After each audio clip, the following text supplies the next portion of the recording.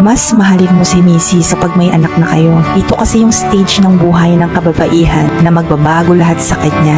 Mula sa katawan, sa hormones, sa lifestyle niya, sa buong pagkatao niya. Kapag ang isang babae ay nanganak, nandyan na yung maaawa siya sa sarili niya. Titingin siya sa salamin at halos hindi na niya makilala yung refleksyon sa harapan niya. Malaking puson, maitim na batok, malaking braso, lawlaw na balat. At mula nang manganak din siya, dumoble ang pagod niya. Bilang asawa, huwag naman sana tayo maghanap ng iba pag si Mrs. ay nagbago na. Isipin mo yung hirap na pinagdaanan niya mula sa pagdadalang tao, sa pagsilang at sa pag-aalaga. Huwag kang maging selfish. Ang ibang lalaki kasi tumitingin na sa iba dahil feeling nila hindi na maganda yung Mrs. nila. Napaka-unfair naman nun, diba? Mahalin natin si Mrs. ng mas higit pa. Mas dapat ma-appreciate natin siya.